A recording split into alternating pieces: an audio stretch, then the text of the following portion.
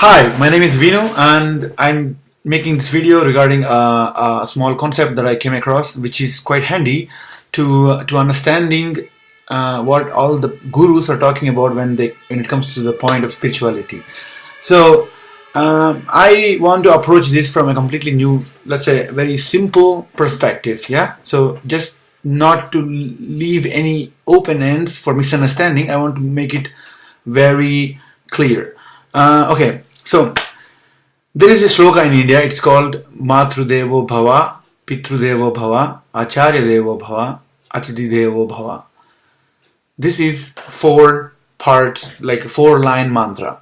And this is actually, it literally means that mother is your first God, or mother is your God, father is your God, teacher is your God, guest is your God. And in a literal sense, well, if you respect all these people, this is actually how the society should function. Everybody will fall into these 4 categories, hence you will live a harmonious life. This is typically what we teach also to children, right? Now, what I want to approach this is probably, I'm not saying this is actually what it means, but I am just saying that if you use this sloka to remember something other than what it actually means, it might help you, or it might come in handy for your spiritual growth, and it will come in handy also to understand where is the disconnect between you and your spiritual soul, let's say, or being, or the capital self. So let me actually break it down. There are 4 parts, right? The first is Matrudevo Bhava. When I say this line, I want you to think about your mother, or in general, the attributes of a mother. A mother is completely unconditional. A mother is completely accepting. So, in other words, if you can also apply this to your spiritual life, think of it this way. If you can love yourself unconditionally first, okay, this should be the beginning point. This is where also I made a video. It's called You Are Enough. Now, if you can accept yourself, then there is nothing that you are ashamed of yourself. Okay, shame and fear and guilt are good mechanisms. They are also kind of an alarm symbols or alarms that go off when you do something totally wrong, and it is meant for a human communal harmony. But it's sometimes it goes further than that, and this is where we will get into trouble. But I don't want to go into that subject. That's a whole new subject that I will leave it for now. And when I say Matrudevo Bhava, just think of unconditional love. Just accepting yourself. Accept that you are a human being. Accept that you are you have instincts.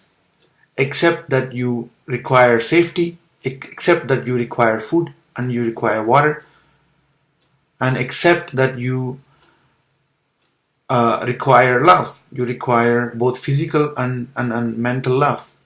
So without accepting this basic part of your existence, you can't move further. So here is a big roadblock for most of the people. They want to believe that they are divine and divine only, but there is a human part of them that they completely deny, and this comes from the place of the religion. This comes from the place of priests. This comes from a lot of other places, right? So don't eat like an animal. Like, well, we eat because part of us is animal. We are carbon-based life, just like everyone else on the earth. So we require food. And now, when I say that accept the animal, I don't mean react like an animal. So the moment you understand that you have also this animal part within you, and you accept it, then it doesn't go much further than that. You basically at least understand yourself. And the part of the spiritual journey is to know who you really are. And this who you are can be in parts. And one of the parts that you have to understand is that you have this within you that makes mistakes, that is not perfect, that is just looking for a survival and reproduction. Okay, now we will move on to the second step, the Pitru Devo Bhava. It means Father is the God. Now think about Father. Think about his attributes in life. He, or this is just a metaphor. Again, I'm not a sexist, or I'm not supporting the sexist, let's say, ideology, but basically when this sloka was written in India, it's the man who goes to work. It's the father who works for the family, who brings food home. In other words, father is a metaphor for action. So once you understand and once you accept yourself, the next step is to take action. And the action here that you have to take is when there is you have consciousness within you, and this consciousness has only one job. It is to focus. It can either focus on your body, it can focus on your mind, it can focus on your thoughts, it can focus on anything that you want. Here, the action is when you get an animal instinct, first of all, don't deny it. Second, observe the vibrations on your body and observe them with complete objectivity, complete non-duality. And when you take this action, you will realize that it's simply all the emotion, energy is in motion, and it is just passing through you. And if you don't block it, it will go away really fast. And for this, you have to take a simple action, and the action is to observe it unbiased. Observe it without judging them. Okay? If you feel hungry and the society tells you you have to be a zero-size model, don't go there. Okay? Society has been telling you a million things which are wrong because how it's evolved. So I'm not blaming society. Forget about it and just think about it from this perspective. So first step is to fully overload your acceptance, and from there on you will automatically take the action of observing everything that comes through you. And it's simple. You probably own things in your life, right? You own a pen, you own a pencil, you own a computer, you own a piano, you own things. Just like you own things, you also own a body, you also own a mind. So if your mind is telling you to go, beat up someone, do you listen to it? Like imagine your car tells you a wrong direction and you know it's wrong. Do you still drive in that car, in that road? No. If your brain tells you he's afraid of doing something new, do you listen to it? Because the point I'm trying to make here is you are not your body and you are not your mind. You are the consciousness that owns a body, that was given a body at the birth and will be taken away at the death. And also the same with the mind. It will be given, it was given to you and it will be taken away. So everything that you accumulate, you will lose it. And keeping this in mind, you have to understand that this is all about action, and the action, all you have to do is try to stay neutral. Try to never go to a place that has an opposite, because both polar opposites are bad. Okay, this is where also you can talk about Krishna in Mahabharata. He supported both good and evil, because in his eyes there is no good or evil. He is the most neutral being in the existence at the time, and at the end good will win over evil because of its deeds. But try not to go to both places. There shouldn't be a conscious effort. When you take the effort away, of good and evil, then you will automatically be driven to good without any effort, and that will make your life so much easier. Now, Matru Bhava, Pitru Deva Bhava. So the unconditional and the conditional are explained. Now the third, this is my favorite, the Acharya Devo Bhava. Now learn. Once you get rid of these two parts of your life, so there is this conscious effort to become unconditional and getting the understanding of you are enough, and then transforming it into your mind, and also then using your mind and using your body like you use a car. Once you get these two down, then now your efforts are disappearing. You become effortless. You go with the flow of life. And when you do go with the flow of life, you have no more resistance with life. Let me give you another example. If you imagine you buy a car, but the car, for the safety, came with a handbrake on. Okay? When you bought the car, you have the handbrake on. So you went to the shop, you bought the car, you paid the money, and now you are driving the car.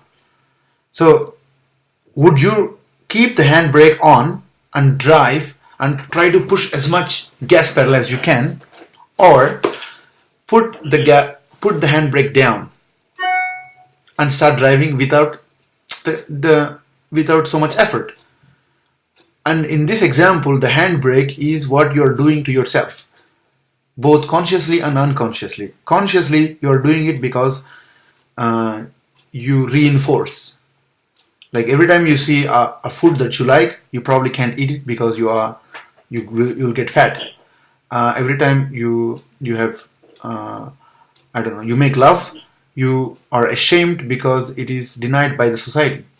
Every time you are owning something, again, like every time you look for some sort of safety, you are also feeling guilty about the safety part, because that is what animals do, right?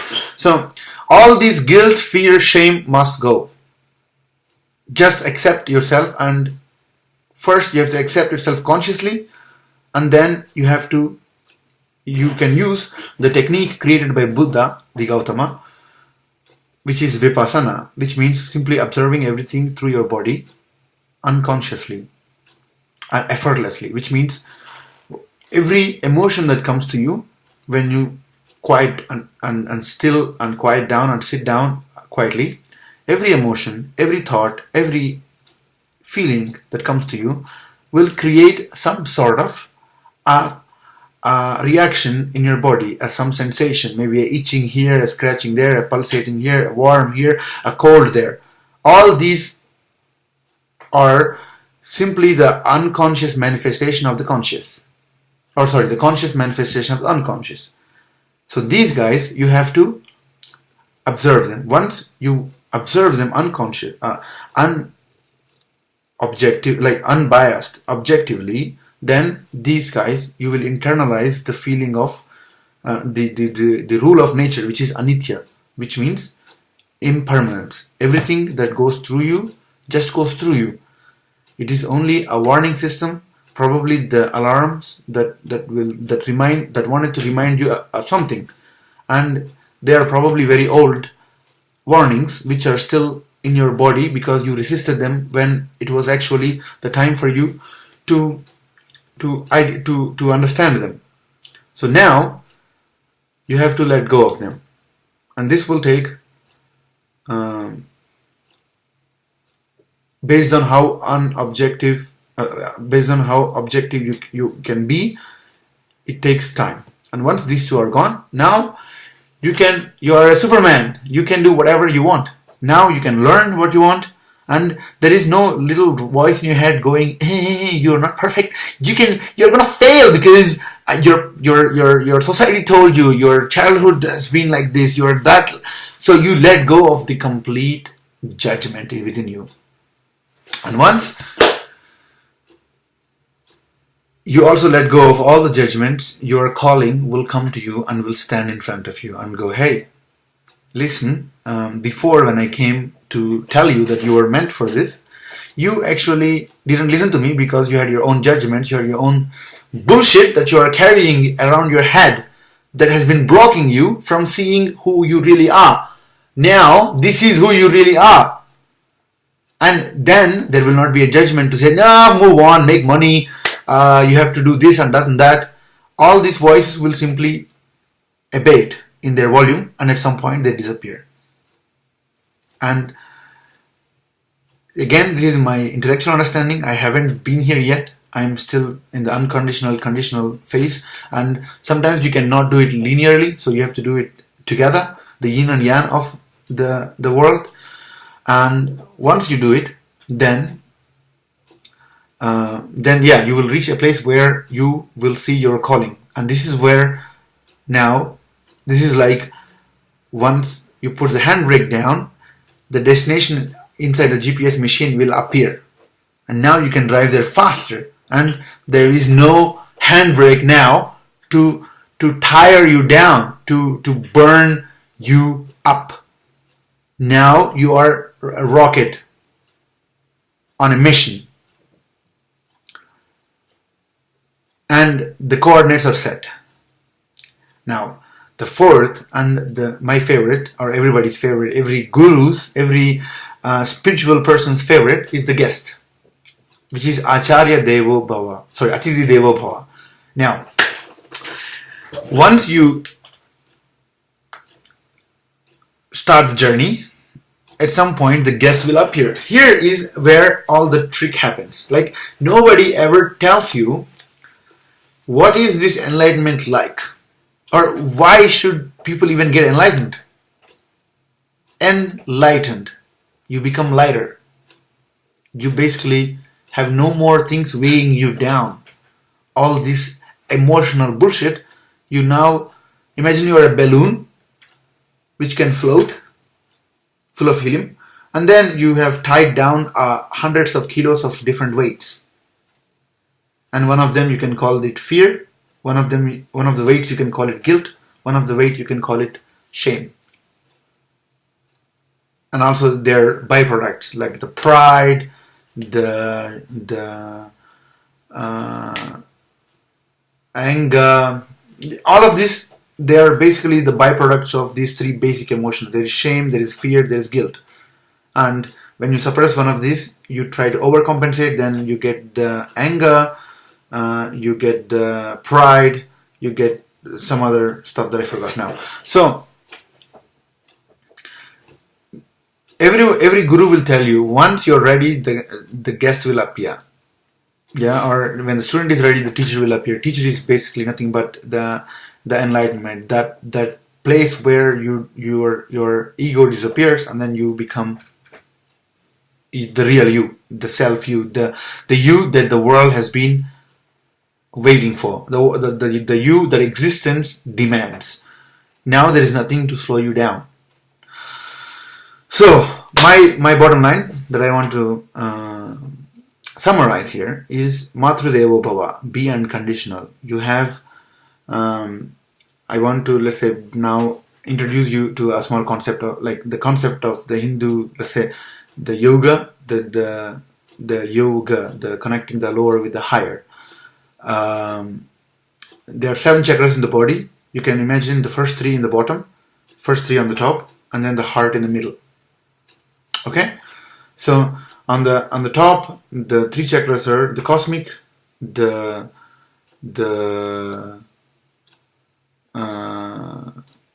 non-duality, and then you have the truth, because you speak the truth, and then you have the heart, and then in the bottom you have the stomach, the belly, and then the reproduction organs, and then the Muladhara, the groin, or the place where you touch, when you sit down, the place where you touch the ground, the base of your being. So if you talk about the bottom 3, they have one thing in common, right? So these 3 things are basically about survival and reproduction. So if you don't go to toilet, or if you don't make love or if you don't eat, you basically are not going to survive, or you're not going to create a life. So these three are also, they have one thing in common. They are basically animal side of the human, the yin. Now on the top, the intellect, the cosmic connection, or the connection with the universe, and then the truth. These three are the intellect, the divine. So, and then in the middle, what connects these two is the heart. So if you can accept the bottom three with unconditional love, then you act to you act in a way that they will join your forces, and then you learn. So you set out on a journey to understand your purpose. And in this journey, somewhere during this journey, the guest should appear. This is the entire teaching of every religion there is. And I just thought I should share this thought because this thought has been in my head for a while now, and again, I haven't been enlightened. I am just trying to understand. I'm reading a lot, so I think this is one mantra that you can remember that can help you probably to get to a place. And also this will, when you get rid of all your judgments and when you act on understanding your body by understanding the sensations on your body, then it will also probably lead you to a good guru that will fit you. Then the student is actually ready. Then the master will appear. Then one of the books that you pick up, or one of the talks that you hear on TED Talks or in the YouTube, or one of the things that you hear, or one of the millions of scriptures that are written in the religion, then you actually can understand them from the concept of self, from the concept of ego, and from the concept of divine. And when you can mix the body and the mind, the human with the divine, that is the only way to live a happy life. So, and with this I conclude my talk, and if you have more questions, I probably can't answer. I'm not a guru, but I can give you a book where I have read it. So maybe you can read the book and you will get your perception, your point of view of what it's going to be. Thanks, and be happy.